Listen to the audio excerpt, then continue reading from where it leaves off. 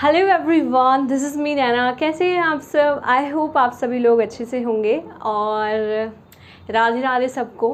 आज हम स्टार्ट करने वाले हैं हमारा 11th क्लास का first unit, that is some basic concepts of chemistry.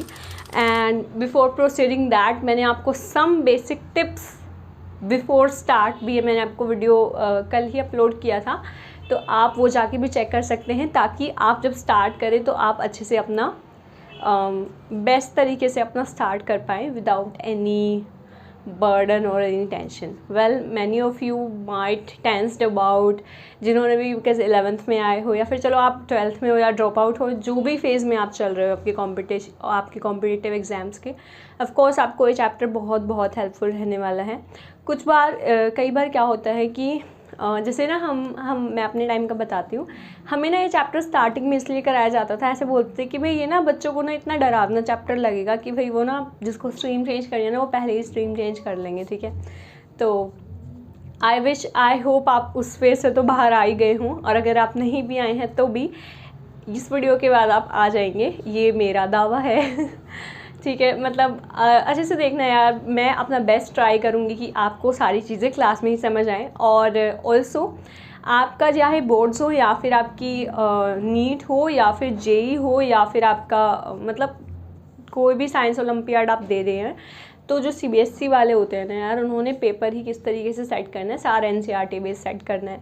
तो अगर लोग आपको बोल रहे हैं पब्लिशर से पढ़ो, तो नहीं पढ़ना। ये सब मैं आपको कल वाले वीडियो में बता चुकी हूँ, तो आप एक बार वो वीडियो जाकर देख लीजिएगा। तो चलिए अब हम अपना स्टार्ट करते हैं without wasting any time, that is some basic concepts of chemistry.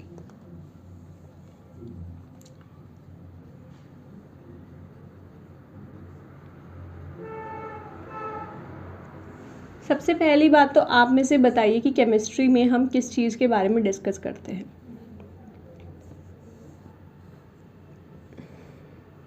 Strike तो हो ही गया होगा ना ब्रेन में। अच्छा, एक बार मैं चेक कर लेती हूँ वीडियो सही से बन रही है या नहीं।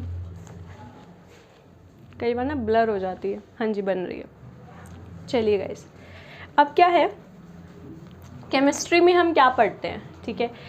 केमिस्ट्री में हम डिफरेंट जो भी चीज़ें हो रही हैं हमारे सराउंडिंग्स में हो रही हैं, या फिर जो भी चीज़ें हम खा रहे हैं, जो भी चीज़ें हम कंज्यूम कर रहे हैं, कोई ड्रग ले रहे हैं, या फिर मतलब कुछ भी चीज़ें जो भी हम ले रहे हैं अपने डेली बेसिस पे, वो सब में क्या है, केमिस्ट्री है। क्योंकि वो सब किसी न किसी इंग्रेडिएंट से मिलकर बनी है, ठीक है। ऑल्सो क्या है, एक बहुत ही ब्यूटीफुल लाइन जो एकदम स्टार्टिंग ऑफ एनसीईआरटी में एकदम फर्स्ट लाइन ही दी हुई है कि केमिस्ट्री सिर्फ इतनी नहीं है कि भाई हमें कोई 100 एलिमेंट्स दे रखे हैं, हाँ मैम पीरियोडिक टेबल में इतने एलिमेंट्स होते हैं, उनको स्टडी करना इज़ नॉट जस्ट केमिस्ट्री। तो मैम फिर क्या है केमिस्ट्री? केमिस्ट्री एक्चुअल में है स्टूडेंट्स की, मान लीजिए let this is a marker, right. Actually this is a marker, so this is a marker, और आपको इसमें बताना है कि कितने नंबर ऑफ एटम्स से या कितने नंबर ऑफ मॉलिक्यूल से मिलकर बना है। तो ये कितना है, इनफाइनाइट मॉलिक्यूल्स या इनफाइनाइट एटम्स से, तो इनके बारे में डिस्कशन करना इज़ केमिस्ट्री, ठीक है। तो केमिस्ट्री में हम बहुत इनफाइनाइट नंबर ऑफ मॉलिक्यूल्स को पढ़ते हैं कि किस तरीके से कोई भी मैटर किस तरीके से हमारा बना हुआ है, ठीक है। ऑल्सो जो भी थोड़ी बहुत बेसिक थ्योरी है जो आपको लिखवानी है, वो मैं आपको PDF इसके लिंक में प्रोवाइड करा दूँगी। तो फर्स्टली हमारा केमिस्ट्री आपको समझ आया। ओके, मोर ब्रीफ के लिए मैं आपको एक प्रैक्टिकल एग्जांपल लेती हूँ। आप ये बताइए कि मैंने आपको ना शुगर दिया, चीनी हम जो चाय में डालते हैं, राइट। तो आप उसके दाने गिन सकते हो? हाँ मैम गिन सकते हैं, थोड़ा मुश्किल होगा पर गिने जाएंगे। ऐसे राइस आप गिन सकते हो? हाँ गिन सकते हैं। अब अगर मैं आपको शुगर की जगह सॉल्ट दे दूँ, क्या सॉल्ट को आप गिन सकते हो? समझ रहे हो? अगर मैंने आपको इतना सा सॉल्ट दिया तो क्या आप उसको गिन पाओगे? आप गिन लोगे पर पता नहीं आपको कितना ज़्यादा टाइम लगेगा। सिमिलरली खांड जो हम यूज़ करते हैं उसको गिन सकते हो? नहीं ना। तो क्या होता है, उसका हम उसका कुछ मास, उसका कुछ ग्राम यूज़ करते हैं, ठीक है ना। तो उस ग्राम में कितने नंबर ऑफ एटम्स है, कितने नंबर ऑफ मॉलिक्यूल्स हैं, इस सब चीज़ पे हम किस में डिस्कस करेंगे, इस चैप्टर में डिस्कस करेंगे। Ma'am this seems so quite difficult, but ये डिफ़िकल्ट नहीं है। इसमें हम क्या पढ़ने वाले हैं गाइस, देखो फिज़िकल प्रॉपर्टीज़ को देखो। दो तरीके की प्रॉपर्टीज़ होती है, कौन कौन सी? एक आपकी केमिकल प्रॉपर्टी होती है और एक आपकी फ़िज़िकल प्रॉपर्टीज़ होती हैं। फिज़िकल प्रॉपर्टीज़ की अगर हम बात करते हैं तो फिज़िकल बोले तो फिज़िक, कोई भी इंसान है वो किस तरीके से दिख रहा है, राइट। कोई भी प्लांट है, किसी प्लांट का फिजिकली हम क्या देख सकते हैं कि हाँ उसका स्टेम मोटा है, पतला है, उसका हाइट कितना है, उस पर फ्रूट किस चीज़ का है, या बीज किस टाइम आ रहा है, ये सब चीज़ें उसका फिजिकल प्रॉपर्टी है। तो ये वाला जो केमिस्ट्री है ये क्या कह रहा है कि भाई हम इस फिजिकल प्रॉपर्टी का ना आपको क्वांटिटेटिव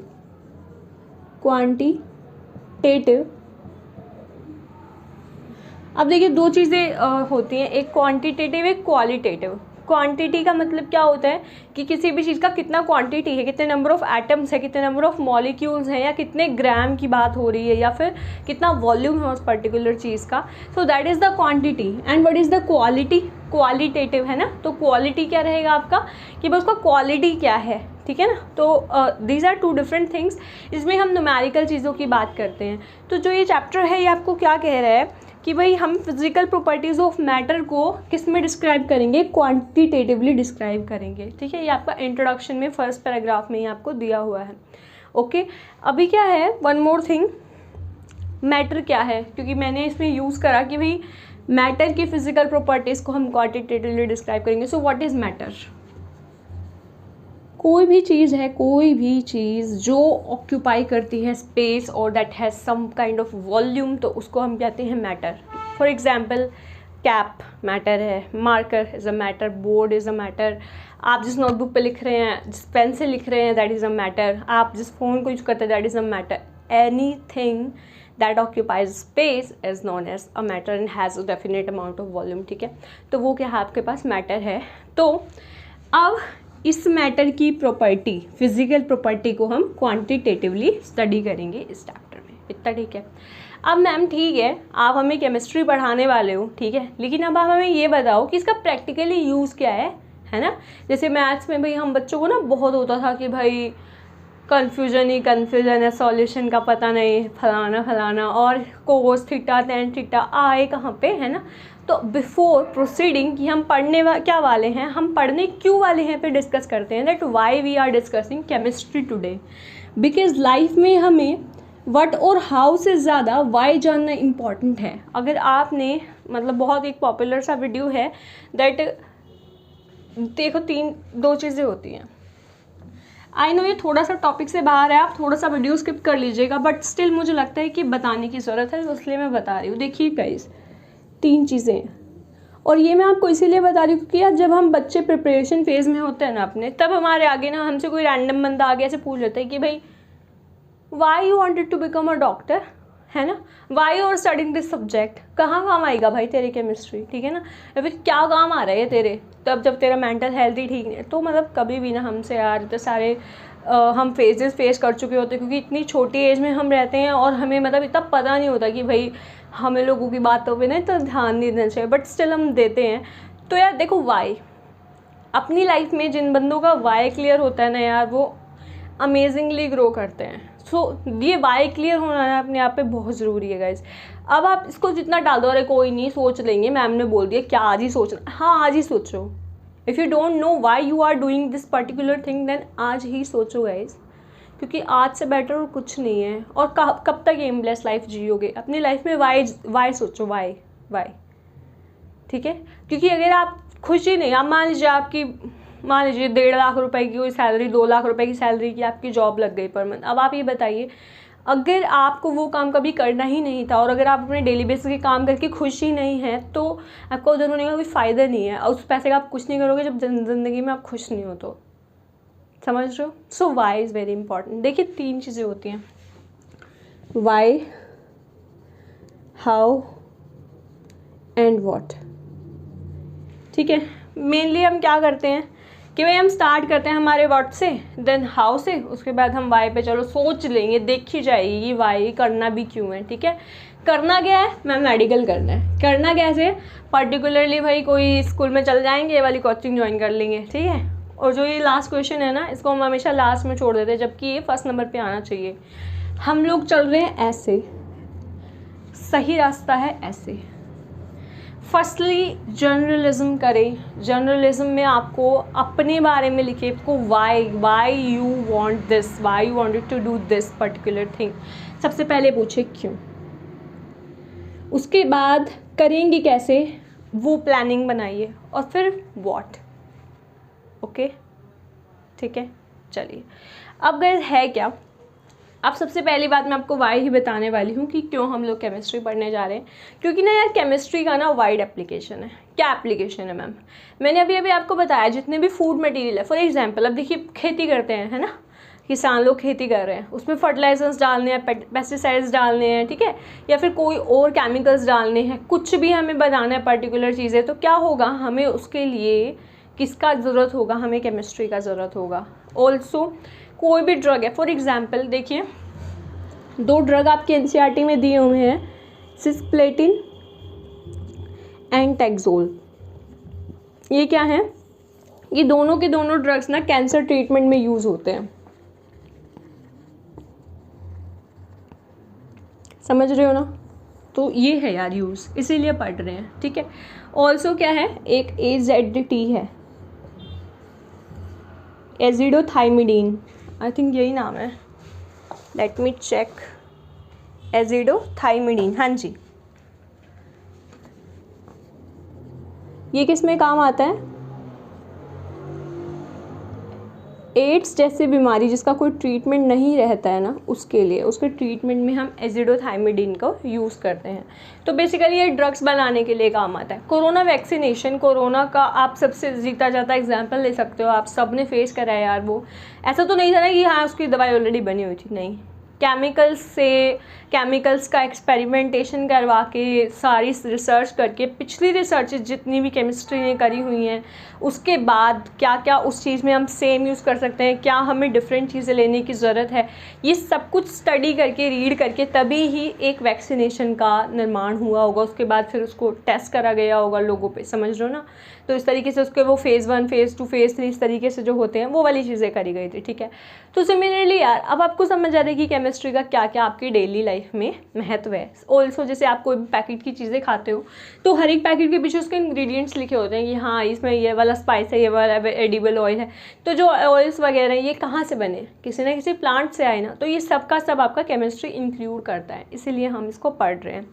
अब हम अपना सबसे पहले ना, ओके वन मोर थिंग, मैं आपको ना एकदम लाइन वाइज नहीं पढ़ा रही हूँ। लाइन वाइज मतलब कि भाई केमिस्ट्री का ऐसे नहीं कि भाई पहले इन्होंने ये टॉपिक दे रखा है हेट्रोजीनियस होमोजीनियस तो मैं यही कराऊंगी, नहीं, मैं आपको क्या करा रही हूँ जिस हिसाब से हम पढ़ रहे हैं, क्योंकि यार ज़रूरी नहीं है ना कि भाई हम एकदम से जो हमें बुक ने जिस तरीके से दे रखा है हम उस फॉर्म से पढ़ें।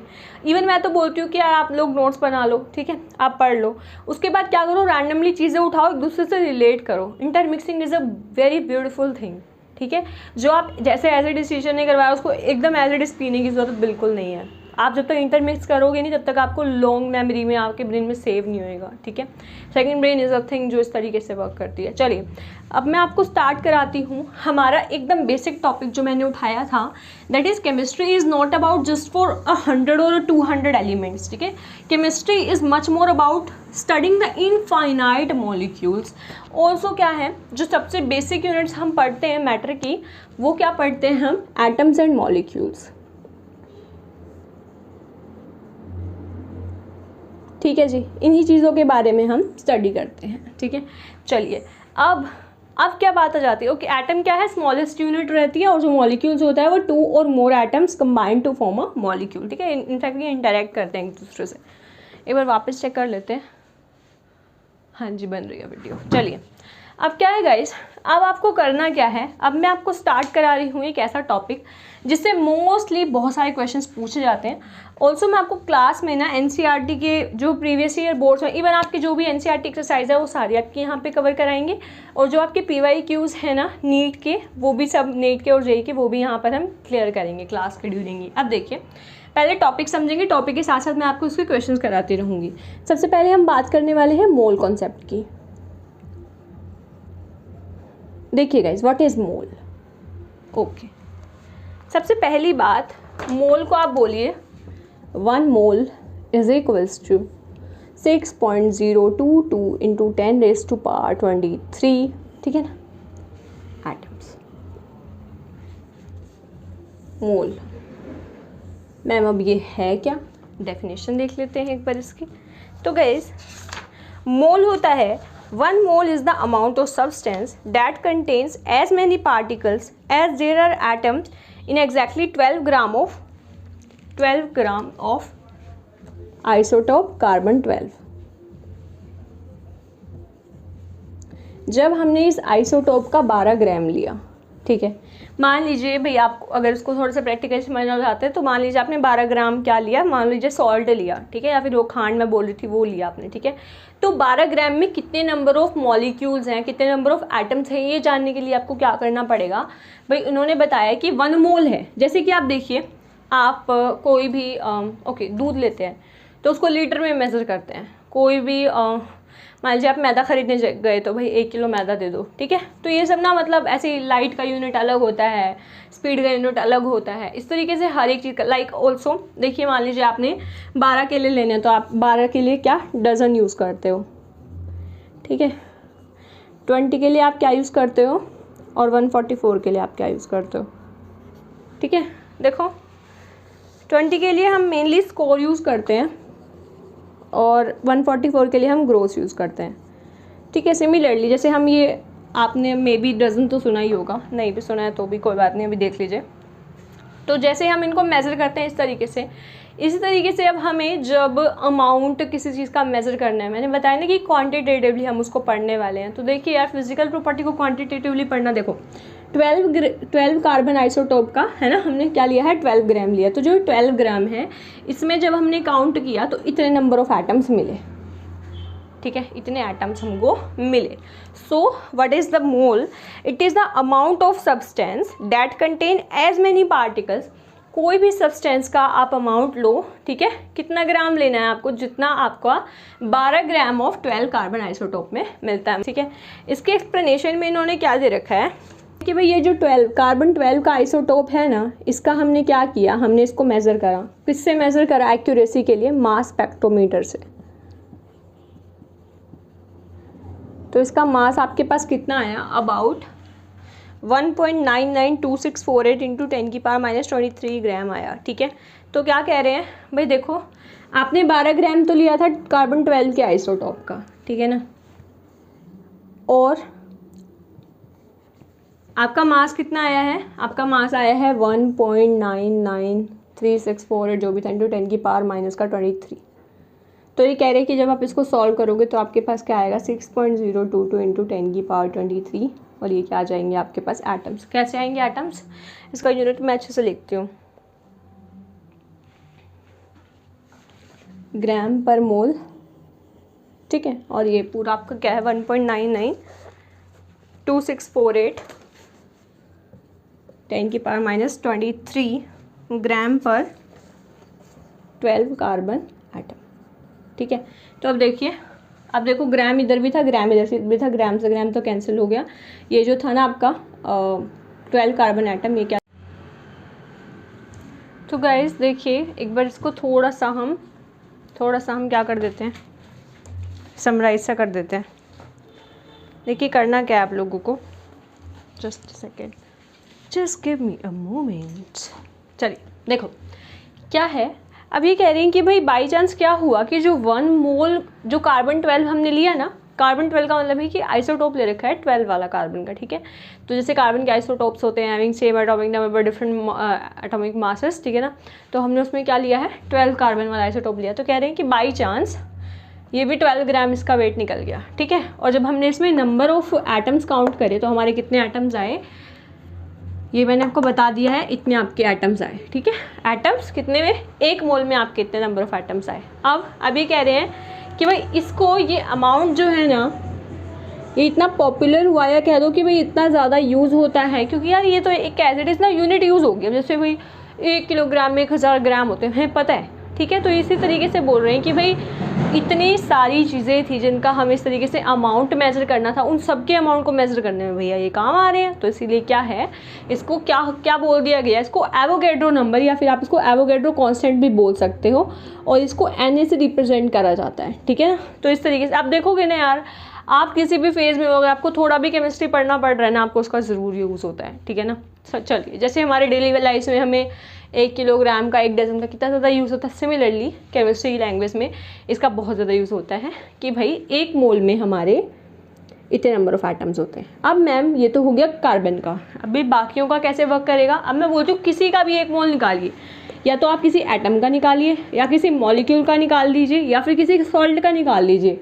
सबका आंसर क्या है, किसी भी चीज़ का एक मोल ले लो, उसमें कितने नंबर ऑफ 6.022 इंटू 10 की पावर 23। अब देखो ये एटम की बात हो रही है तो यहाँ पे एटम आ जाएगा, यहाँ मॉलिक्यूल्स की बात हो रही है तो ये मॉलिक्यूल्स आ जाएंगे, ठीक है। और ये सॉल्ट की बात हो रही है तो यहाँ पे भी कितना आ जाएगा हमारा 6.022 इंटू 10 रेज़ टू पावर 23, ठीक है ना। 23 formula unit of sodium chloride. Okay, समझ आ गया आपको। चलिए अब क्या आती है, अब इसके बाद आपकी एक टर्म और आती है, that is what is the molecular mass. देखिए अभी मैं आपको एक बात और बता देती हूँ, अगर आपको लग रहा है कि मैम इतना भी नहीं समझ आ रहा है, इतना अच्छे से नहीं हो रहा है, देखो ये जो चीज़ें हैं ना मैं आपको क्यों बता रही हूँ, ताकि आपको बस बेसिक क्लियर हो जाए कि एक्चुअल में हम पढ़ने क्या वाले हैं। मुझे कोई शौक नहीं है तो मैं थ्योरी व्यूरी कराने का, क्योंकि मुझे शौक है कि जल्दी से भैया आपको वो फॉर्मूलाज बता दिए जाएँ जिससे आपके क्वेश्चन बने, ठीक है। तो वो जो क्वेश्चन के लिए फॉर्मूला है बस अभी आपको अभी आ जाएगा आपकी कंप्यूटर स्क्रीन पर थोड़ी ही देर में, तो थोड़े सेशन का इंतजार करिए। और चलिए हम एक अपना एंडली मोलर मास क्या होता है उसको भी जान लेते हैं। सबसे पहली बात, इसकी यूनिट होती है ग्राम पर मोल, ठीक है ना। एक मोल में कितना ग्राम है, तो वही दे रखा है कि एक मोल ऑफ सब्सटेंस में कितना ग्राम है। तो अगर आपको उसका डेफिनेशन याद नहीं करना तो उसका यूनिट याद कर लो, दैट इज़ ग्राम पर मोल। ऑल्सो हम जब मास की बात पढ़ते हैं ना तो हमारे दिमाग में स्ट्राइक होता है मास या फिर weight in gram in kilogram, no, ये मोलर मास है। मोलर का मतलब ही क्या है कि आपको मोल में कंसीडर करना है, तो आपको ग्राम पर मोल ही लेना है। मतलब यहाँ पे भाई हम थोड़ा सा ना इसको इतना इंपॉर्टेंस इसका आता नहीं है तो हम ना भूल जाते हैं, लेकिन फिर हमारी यूनिट गलत होएगी तो हमारा क्वेश्चन भी गलत हो जाता है। तो वो उसके लिए आपको याद रखना है कि इसके नाम से याद रखो मोलर मास, दैट इज़ ग्राम पर मोल। इसका डेफिनेशन आपको इससे आ गया है, that is mass of 1 mole of substance in grams. अब आप इसको ग्राम एटॉमिक मास भी बोल सकते हैं, अगर आपने किसी एटम का निकाला है आप इसको ग्राम मॉलिक्यूलर मास भी बोल सकते हैं, ठीक है ना। ऑल्सो अगर आपने किसी मॉलिक्यूल का निकाला है और आप इसको एटॉमिक फॉर्मूला मास या फिर मॉलिक्यूलर फॉर्मूला मास भी बोल सकते हैं इन यू में रिप्रेजेंट इसको करा जाता है। यू का मतलब है यूनिफाइड होता है, ठीक है ना। तो इस तरीके से इसको रिप्रेजेंट करा जाता है डिफरेंट चीज़ों में। तो चलिए अब हम आ जाते हैं हमारे क्वेश्चन सॉल्विंग पार्ट पे, और हम एनसीईआरटी के आज से क्वेश्चंस भी बना लेंगे। तो चलिए स्टार्ट करते हैं। एक्चुअल में ना गाइज, अब जो पार्ट है ना ये वाला, ये इस चैप्टर का सबसे ब्यूटीफुल पार्ट है, क्योंकि इसके बाद आपके सारे क्वेश्चंस आप चाहे किसी मॉड्यूल से निकाल लीजिए, प्रीवियस ईयर से निकाल लीजिए, आपको इस कॉन्सेप्ट पे बेसिस मोल कॉन्सेप्ट के सारे क्वेश्चंस आ जाएंगे, गारंटेड आ जाएंगे, ठीक है। कराएंगे भी। देखिए सबसे पहले आपको बहुत ही पेशेंस के साथ एक डायग्राम बनाना है। इस डायग्राम में आप लिखिए यहाँ पे मोल्स, ये मोल हमने अभी भी पढ़ा है क्या होता है, ठीक है। एक बॉक्स बनाया आपने ये, एक बॉक्स बनाया आपने ये, और एक बना दिया आपने ये, ठीक है। अब इन तीनों के साथ आपको सेम करना है, एक एरो आपको ऊपर ले जाना है, एक एरो आपको नीचे लेकर आना है। सिमिलरली एक एरो ऊपर ले जाना है, नीचे लेके जाना है। अब आपको क्या याद रखना है, ओके यहाँ पे मैं कर देती हूँ। यहाँ पे आएगा आपका वेट इन ग्राम्स या फिर मास इन ग्राम्स भी लिखा हो सकता है, ठीक है। यहाँ पे क्या आ जाएगा, नंबर ऑफ एटम्स और मॉलिक्यूल्स, ठीक है ना। और यहाँ पे क्या आ जाएगा, वॉल्यूम इन एसटीपी और NTP, standard temperature pressure, normal temperature pressure. चलिए देखते हैं अभी यहाँ पे यहाँ से यहाँ तक आएंगे कैसे। सब में फ्लो है भाई, फ्लो है भाई, जाकिर खान फ्लो है भाई, क्या फ्लो है हम, अच्छा ठीक है। चलो नहीं देखिए तो देख लेना, ये कॉमेडी भी अच्छी है यार। ऊपर जा रहे हैं तो डिवाइड करना, नीचे जा रहे हैं तो मल्टीप्लाई करना, divide multiply, divide multiply, same है तीनों में। डिवाइड किससे करें मैम, अब क्योंकि ग्राम्स की बात आ रही है तो जी ग्राम एटॉमिक मास की है, ग्राम मॉलिक्यूलर मास की बात कर लेते हैं। सेम इधर भी मल्टीप्लाई कर दो ग्राम एटॉमिक मास या फिर ग्राम मॉलिक्यूलर मास से, ठीक है ना। ये मल्टीप्लाई का सिंबल है भाई, कहीं इसको प्लस समझ लो, ठीक है। यहाँ पे नंबर ऑफ एटम्स की बात होती है, यहाँ पे एवोगैड्रो नंबर से डिवाइड, एवोगैड्रो नंबर से मल्टीप्लाई। यहाँ पे 2.4 लीटर से डिवाइड एंड 2.4 लीटर से ही मल्टीप्लाई। कंग्रेचुलेशंस, आपके सारे क्वेश्चन सब सोल्व होने वाले हैं क्योंकि आपको चीज़ें समझ आ गई हैं। इसको थोड़ा सा एलैबोरेट कर देती हूँ। मोल्स क्या होते हैं भाई, आपको किसी क्वेश्चन में मान लो ये बोल रखा है कि भाई एक मोल में कितने नंबर ऑफ एटम्स होते हैं, तो एक मोल में कितने एटम में कितने मॉलिक्यूल्स होंगे उसको एवोगैड्रो नंबर से मल्टीप्लाई कर दो। अब अगर आप नंबर ऑफ एटम से मोल्स निकालने तो क्या करोगे, ऊपर आओगे तो क्या कर दोगे, एवोगैड्रो नंबर से डिवाइड कर दोगे। ठीक है, सिमिलरली अब आपको बोल रखा है कि भाई आपको मोल से वेट इन ग्राम्स पे जाना है। ठीक है, तो इस तरीके से आप ग्राम एटॉमिक मास या ग्राम मॉलिक्यूलर मास, ये आपको ऑलरेडी बता चुकी हूँ, आपको as it is molar mass use करना है और यहाँ पे वॉल्यूम इन एसटीपी और एनटीपी यूज़ करना है। ठीक है, चलिए ये डायग्राम एकदम अच्छे से अपनी नोटबुक पे बढ़िया तरीके से छाप लीजिए और इसको अपने दिमाग में पहले ना एकदम अच्छे से ना बैठा लीजिए, याद कर लो ये डायग्राम। क्यों? क्योंकि अगर आपको याद है ना तो आपको मतलब मेरा सॉल्यूशंस देखने से पहले आप अपने सॉल्यूशंस कर लोगे तो आपका कॉन्फिडेंस बूस्ट होएगा। तो वीडियो को पॉज करिए, ये डायग्राम बनाइए और अभी के अभी मैं आपको क्वेश्चन देती हूँ, वो वाले क्वेश्चन हम लोग करेंगे। ठीक है, तो चलिए स्टार्ट करते हैं हम अपने क्वेश्चन से। तो हमारा फर्स्ट क्वेश्चन है, find the number of atoms in the following. उतार लिया ना, उतार एक बारी। तो चलिए मेरे प्यारे साथियों, स्टार्ट करते हैं हम आपके क्वेश्चंस करने से और आपका डर भगाने से। करे छू मंत्र। तो देखिए पहला क्वेश्चन है आपकी कंप्यूटर स्क्रीन पर ये। चलिए फर्स्ट क्वेश्चन क्या है कि आपको इन सभी के सभी में क्या निकालें, नंबर ऑफ एटम्स निकालने हैं। और आपका ए क्वेश्चन है दैट 4.2 ग्राम ऑफ N2। अब देखिए ग्राम 4.2 ग्राम ऑफ नाइट्रोजन, तो आप यहाँ पे हैं और आपको कहाँ पे जाना है, नंबर ऑफ एटम्स पे जाना है। चले जाओगे, कैसे जाएंगे, देखो आप यहाँ पे हो तो लिख लो आप 4.2 ग्राम पे हो। ठीक है, अब आपको क्या करना है, पहले आप मोल्स पे जाएंगे क्योंकि इससे इस तक जाने का कोई डायरेक्ट तरीका तो है नहीं। ठीक है ना, शॉर्टकट नहीं। तो अब देखिए आपको क्या करना पड़ेगा, ऊपर जा रहे हैं, ऊपर जाते टाइम आपको क्या करना है, डिवाइड करना है किससे, ग्राम मॉलिक्यूलर मास या ग्राम एटॉमिक मास से।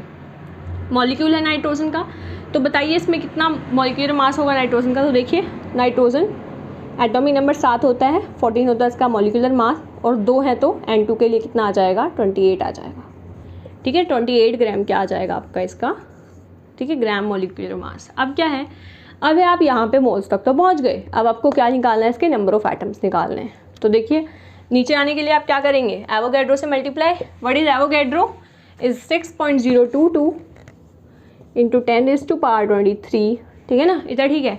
और ऑल्सो क्या है आपके पास, क्या है, नंबर ऑफ एटम्स ही निकालने हैं ना हमें। तो चलिए हम 4.2 ग्राम ऑफ N2 निकालें, मॉलिक्यूल का निकाल रहे हो तो हम क्या निकालेंगे भाई, ये मॉलिक्यूल ही आ जाएगा क्योंकि एक मॉलिक्यूल हमें दे रखा है। तो देखिए करिए फटाफट, इसको कैसे करेंगे, मतलब काट दीजिए यार जैसे भी होएगा। 7 को 28, 7 42।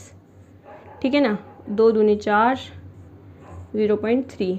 अब ये भी कट जाएगा, 2 3 6, 0 मतलब 0.0, 2 एकम 2, 2 एकम 2। अब यहाँ पे 0.3 है, यहाँ पे ये है, मल्टीप्लाई कर दो, 3 एकम 3, 3 एकम 3, 0 3 3 9, और 1.13 यहाँ पे आ जाएगा आपका पॉइंट इंटू 10⁻23। बाकी आपको सिग्निफिकेंट फिगर बताऊंगी उधर से, आपको पॉइंट अगर लगाना नहीं आता तो आ जाएगा। अभी के लिए आप इसको कैसे कर सकते हैं भाई, 3.3 था ना, 0.3, तो देखो पॉइंट काउंट करो, यहाँ पे 1 2 3 के बाद पॉइंट है, यहाँ पे 1 के बाद पॉइंट है, तो टोटल 4 वर्ड्स के आगे हमें पॉइंट लगाना है। तो 1 2 3 4, तो 4 के आगे हमने क्या लगा दिया, पॉइंट लगा दिया, और यूनिट हमारी एज इट इज रही। तो this gonna be your answer. Okay wait, यहाँ पे हमें देखो इतना आपको लग रहा है कि ठीक है, लेकिन देखो हमने क्या देखा, हमने मॉलिक्यूल निकाल दिया, लेकिन इसने हमसे क्वेश्चन में क्या पूछ रखा है, नंबर ऑफ एटम्स पूछ रखे हैं। तो नंबर ऑफ एटम्स के लिए हमें कितना क्या करना पड़ेगा, एक नाइट्रोजन के मॉलिक्यूल में कितने नंबर ऑफ एटम्स से मिलकर बना हुआ है, 2 से। तो हम क्या करेंगे, इसको 2 से मल्टीप्लाई कर देंगे। करो, कितना आ जाएगा, 9 2 18 ना, 1.8 समथिंग इंटू 10⁻23। समझ आया, एक बार दोबारा बता देती हूँ। ऑल्सो यहाँ पे नंबर ऑफ एटम्स निकालना, तो इतने यहाँ पे आप क्या लिख सकते हो, एटम्स लिख सकते हो। देखो दोबारा देखो, आपको क्या दे रखा था गाइस, समझने की कोशिश करिए। आपको सिर्फ दे रखा था कि 4.2 ग्राम ऑफ नाइट्रोजन है। ठीक है, अब ग्राम का मतलब है कि आप यहाँ पर हो, वेट इन ग्राम्स पे, वेट इन ग्राम्स पे हो, और आपको क्या बताना है, आपको नंबर ऑफ एटम्स जाना है, यहाँ पे जाना है।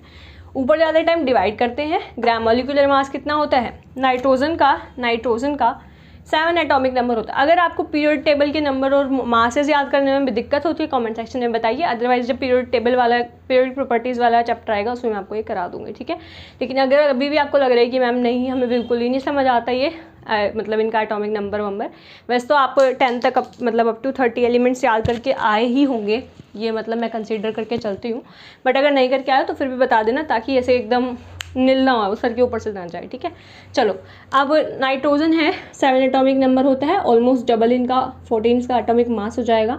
अब एटॉमिक मास 14 है तो N2 के लिए कितना हो जाएगा 28, ठीक है ना। तो आपका क्या आ जाएगा यहाँ पे ग्राम, मॉलिक्यूलर मास इज 28 ग्राम। और फिर नीचे आएंगे एवोगैड्रो से मल्टीप्लाई करेंगे। ऑल्सो हमें नंबर ऑफ मॉलिक्यूल नहीं नंबर ऑफ एटम निकालने हैं, और एक मॉलिक्यूल दैट इज नाइट्रोजन के मॉलिक्यूल में हम पे कितने हैं 2 एटम्स है, तो हम क्या करेंगे इससे मल्टीप्लाई करके हमारा आंसर निकाल देंगे। So this gonna be your final answer, ठीक है। अब आप सेकंड मत करना, आप अब करो थर्ड क्वेश्चन, सी पार्ट करके दिखाओ। 5.6 gram of CO, 5.6 gram of CO है, कार्बन मोनोऑक्साइड है ये, कंफ्यूज मत होना। और इसमें आपको क्या निकालना है, नंबर ऑफ आइटम्स और मॉलिक्यूल्स निकाल, जल्दी से निकाल दीजिए। गाइस देखो, अगर आप ये सोच रहे हो ना कि भाई मैम ही करा देंगे, हम सॉल्यूशन ही देख लेते हैं उसके बाद हम रिवीजन करेंगे तब खुद से कर लेंगे, no, this is the most wrong way, wrongest way we can call it. क्यों? क्योंकि यार देखो, जब तक आप लोग ट्राई नहीं करें, जैसे एक क्वेश्चन जो डेमो के लिए था वो मैंने करा दिया कि आप इस डायग्राम को यूज़ कैसे करोगे, लेकिन अगर अब सारे क्वेश्चंस आप वीडियो सॉल्यूशन देखकर ही कर रहे हो, खुद से नहीं ट्राई कर रहे हो, तो आप कुछ नहीं सीख पाओगे, माफ़ करना, और पेपर में आप नहीं कर पाओगे, आप किसी टेस्ट में भी परफॉर्म नहीं कर पाओगे। इसलिए क्या करो, अभी मेरी बात मानो, वीडियो पोस्ट करके अपना क्वेश्चन करो, कोई दिक्कत नहीं है, कोई प्रॉब्लम नहीं है, गलती तो होगा ना यार, कम से कम आपको पता चलेगा कि हाँ यहाँ पे मेरी मिस्टेक हो रही है, ताकि नेक्स्ट टाइम जब आप ये मिस्टेक करने लगो आपका दिमाग एकदम से एरर दिखाए, अरे एरर यहाँ पर लास्ट टाइम भी गलती हुई थी भाई, ठीक है, तो वो आपको रोक देगा। चलिए, आई होप आपने कर लिया हो और आप सिर्फ अपना आंसर मैच कर रहे हो। तो चलिए अब हम स्टार्ट करते हैं। सी वाला है हमारा क्वेश्चन, बी में थोड़ा सा अलग है कुछ, वो इसीलिए बी लास्ट में कराएंगे। अभी देखिए 5.6 ग्राम है आपके पास, किसका, कार्बन मोनोऑक्साइड का, कार्बन 6 तो कितना हो जाता है इसका मॉलिक्यूलर मास 12, और ऑक्सीजन का कितना होता है 8, दैट इज इक्वल टू 16, 6 7 8 1 और 1 2, ठीक है 28। इनटू में एवोगैड्रो नंबर, इनटू में नंबर ऑफ एटम निकालने हैं ना, तो कितने हैं ये C और O, एक कार्बन का एटम है और एक ऑक्सीजन का, तो आप क्या लिख दोगे यहाँ पे मल्टीप्लाई कर दोगे 2 से, ठीक है ना, समझ आ गया। अब देखो, अब करो फटाफट, 28 दूनी 56 होता है, ठीक है, तो 2 दूनी यहाँ पर 4 आ जाएगा, 0.4 इंटू में 6.022 इंटू 10 की पावर 23 कर लो, 4 दूनी 8, 4 दूनी 8 0। तो गाइस मेरा फ़ोन बेचारा क्या हो जाता है, ओवर हीट हो जाता है। मैं आपको सारे क्वेश्चंस करा चुकी थी, बट स्टिल ये ऐसे अजीब सा काम कर देता है। चलो हम सीख पे थे ना, तो सिंपली क्या था 5.6 ग्राम, तो ग्राम पे थे ना, तो अब क्या आ जाएगा आपके पास 28, यहाँ पे आ गया था, मे बी 28 ही था ना, 12 दूनी 24 और 16, 12 6 12 और 16 था, 28 ही था, ठीक है 28 इधर आ गया था, और इंटू में हमने कर लिया था Na, और इंटू में हमने क्या कर दिया था 2, ठीक है ना, 2 एटम्स। चलिए, तो इसका आंसर आपका क्या आ जाएगा, 28 दूनी 0.2 2 2 4, 0.4 इंटू में 6.022 इंटू 10 की power 23, so this gonna B और 4 दूनी 8, 4 दूनी 8 0 6 24, ठीक है, और 3 पॉइंट ये रहा और एक का ये रहा, तो 1 2 3 4 के बाद हम पॉइंट लगा देंगे इंटू 10 की पावर 23। ओवर हीट की वजह से भैया मेरा फ़ोन बेचारा गर्मी झेल नहीं पाया, क्योंकि गर्मी बहुत ज़्यादा हो रखी है, और फ़ैन चलाने पे आपको मेरा वॉइस क्लियर नहीं आएगा, तो इसलिए फ़ैन ऑफ करना पड़ा। पर वो बेचारा तो इंसान नहीं है, वो बेचारा तो मटीरियल कितना सा है, और उससे इसका मेमोरी भी ओवरलोड होने ही वाला है। चलो जल्दी से कर लेते हैं, अभी हो रही है इसका वीडियो रिकॉर्ड। देखो अभी क्या है, अब अपना डी क्वेश्चन पे करते हैं। डी भी एकदम ईजी है, एकदम सेमलाइज कर लो, खुद से करो। क्या है, वॉल्यूम इन STP हुआ 2.4 लीटर, ऊपर जाना है 2.4 से डिवाइड करोगे, ये भी लीटर में कट जाएगा, इनटू में मोल पे आ गया ना, अब क्या करो इनटू में Na से मल्टीप्लाई कर दो। ऑल्सो आपको लगेगा कि मैम ये तो कट गया, आंसर आपका आ जाएगा Na, बट जिसको लग रहा है वो क्या कर लो, काटा मार लो, एकदम नड़ूक वैसे गलत मारो, और फिर सही आंसर लिखो कि this is H2 and not the H, H is an atom but H2 is a molecule. That is why हमें निकालने नंबर ऑफ एटम, तो नंबर ऑफ एटम निकालने के लिए हमें इसको 2 से मल्टीप्लाई करना पड़ेगा और कितना आ जाएगा 6.022 को 2 से मल्टीप्लाई करो, ठीक है, 6 दूनी 12, 0 2 दूनी 4, 2 दूनी 4, यही होता है ना, ठीक है। चलो पॉइंट तो हमारे पास कोई लगेगा नहीं, उतना ही लगेगा 3 के बाद, तो 3 के बाद लग जाएगा इंटू 10 के बाद 23 आ जाएगा इसका आंसर। Got it guys. चलिए अब क्या है, अब जो ये आपका एक क्वेश्चन रह गया है ना, इसमें एक झोल था बी वाले में। आप कहोगे मैम झोल क्या ही है, 5 ग्राम ऑफ ऑक्सीजन तो दे रखा है, लेकिन ध्यान से पढ़ो, ये 5 ग्राम नहीं दे रखा, ये आपको 5 ग्राम एटम दे रखा है, ठीक है। हमें तो आपसे गलती से लग गया होगा, अच्छा मुझसे कुछ गलती से नहीं हुआ है, ठीक है।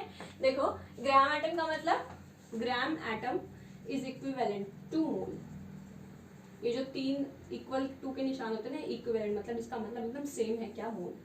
तो जब आपको ग्राम एटम कहीं पे दे रखा हो, देखो इनमें कहीं पे भी ग्राम के बाद जस्ट बाद एटम नहीं लगा हुआ था, ठीक है। तो अगर आपको ग्राम एटम दे रखा, उसका साफ साफ मतलब है कि आप मोल पे हो, और आपको मोल से किस पर जाना है, नंबर ऑफ एटम्स पे जाना है। तो देखिए फटाफट करिए, 5 ग्राम एटम दैट इज 5 मोल, ठीक है। और आपको नंबर ऑफ एटम निकालना है, तो क्या करेंगे, Na से मल्टीप्लाई कर देंगे, नीचे जाते टाइम मल्टीप्लाई करते हैं ना। ऑल्सो क्या है, नंबर ऑफ एटम निकालने हैं, अगेन 2 से मल्टीप्लाई कर देंगे, क्योंकि 2 ऑक्सीजन के एटम से मिलकर बना हुआ है एक ऑक्सीजन का मॉलिक्यूल। तो 5 2 10 इंटू में 6.022 इंटू 10 की पावर 23, और क्या आ जाएगा ये आपका, बेस से में तो पावर हो जाएंगी ऐड, दैट इज इतने नंबर ऑफ एटम्स, ठीक है। तो ये चीज़ एकदम को स्टार मार्क करके लिख लीजिएगा अपनी नोटबुक में, ताकि आप इसको कभी भी जब ये दिखे, क्योंकि ये प्रीवियस ईयर क्वेश्चन ही है, ऐसे पूछा गया था नीट में, इसी वजह से क्या है ये क्वेश्चन मैं यहाँ पे आपको स्टार्टिंग में ही करा रही हूँ। आई होप आपको समझ आया हो, और ऑल्सो इसके साथ में आपको ना कुछ क्वेश्चंस दे देती हूँ जो आपको कल के होमवर्क में करके लाने हैं, और कल मैं स्टार्टिंग में क्लास में उन्हीं को ही सॉल्यूशन उनको सॉल्व करा दूँगी। सो गाइस यार जल्दी से क्वेश्चन को नोट कर लीजिए, और आपको क्या करना है, कुछ भी नहीं करना है, जो आपका डायग्राम है उसका अच्छे तरीके से आपको यूज़ करके देखना है। मैंने आपको बहुत ज़्यादा नहीं दिए, बहुत थोड़े से क्वेश्चन दिए। देखिए फर्स्ट पार्ट क्या है, दोनों में ही जो दोनों क्वेश्चन इनमें आपको क्या निकालना है, हाईएस्ट मार्क्स निकालना है। पहले इन चारों में से निकालना है कि इन चारों में से सबसे ज़्यादा हाईएस्ट मार्क्स किसका होगा। देखिए आप पहले ग्राम पे हैं, इसमें आप एटम पे हैं, इसमें आप लीटर पे हैं, इसमें आप फिर से ग्राम एटम पे हैं, ठीक है। तो क्वेश्चन को ध्यान से पढ़िएगा, डायग्राम में देखिएगा आप कहाँ पे हो, और आपको निकालना क्या है, मास निकालना है। तो आप जहाँ पे भी आपको उधर से मास पे पहुँचना है। अगेन ये क्वेश्चन में क्या है, 12.04 इंटू 10 की power 25 atom of oxygen O, 2.24 litre of N2 and 4.48 litre of hydrogen H2। इन तीनों में से किसका क्या है, हाईएस्ट मास है। तो सबका मास निकालिए और उसको कंपेयर करिए।